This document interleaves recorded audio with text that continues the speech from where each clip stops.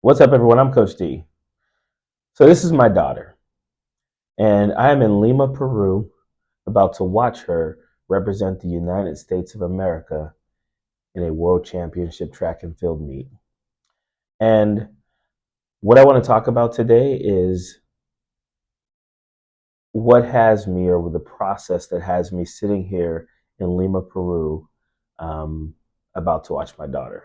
And it kind of speaks to where I am in life today, why I choose the path that I'm on, and why I choose to share that path with you guys. So, um, I grew up in a single parent home. My mother, hardest working person I'll ever know. And she raised four of us to be the best people that we could be. But growing up in that single parent home, there was something that I realized today. Um, I realized today that there were a lot of times that there were voids in our life because of my mom working so hard, doing the things that she did to try and get us to where we are today. And where those voids were, there were times when, the state, the government stepped in to fill those voids. And maybe we were on government assistance. Maybe we had free lunch programs that helped us out. Then there were also people who stepped in to fill those voids. Many of them were my coaches, my uncle, people like that. And so I remember when I was sitting in an interview one day and I was asked something like, where do you see yourself in the future?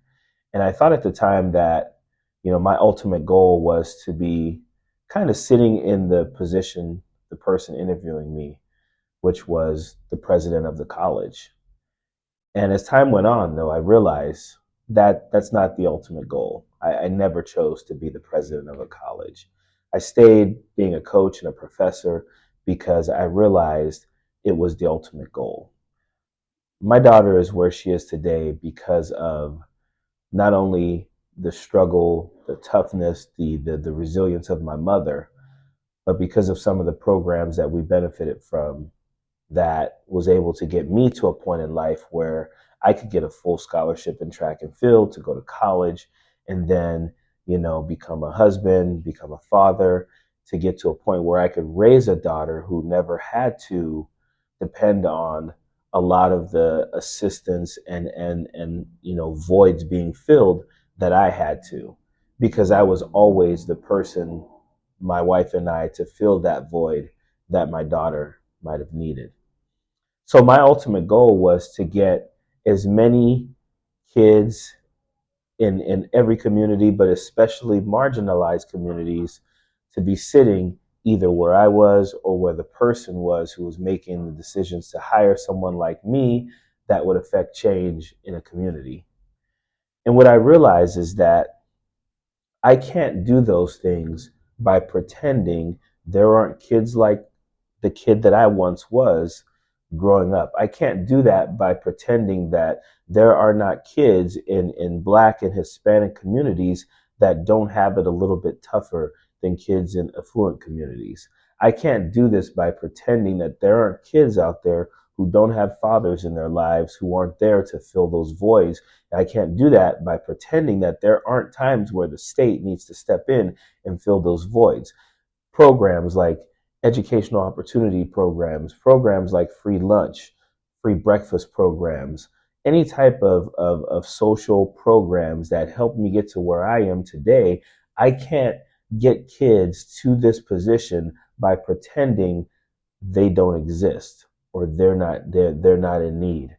And so that is why I sit in this seat where I am today. I sit in this seat where I am today as someone who wants to get as many people to this seat by doing everything I can to fill those voids, the same voids that were filled for me.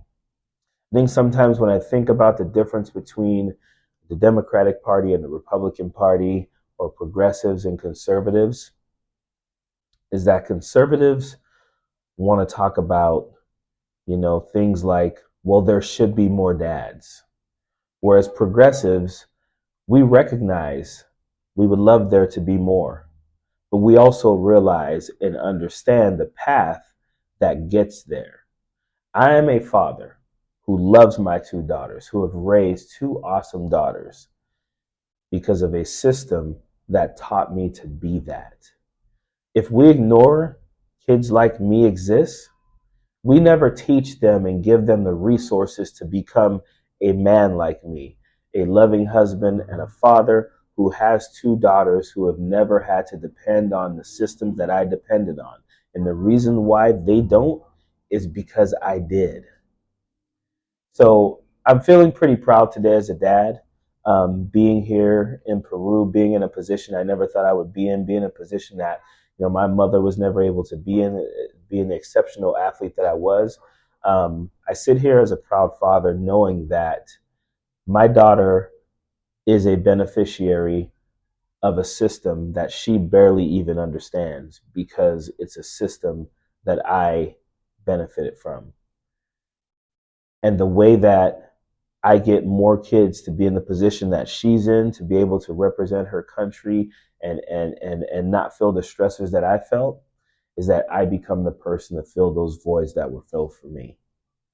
That's why I am who I am today. That's why I am where I am today. And that's my ultimate goal, is to get as many people to be in my position, my daughter's position, the position of some other athletes and student athletes that I've been able to touch in my life. Thanks for listening. Period.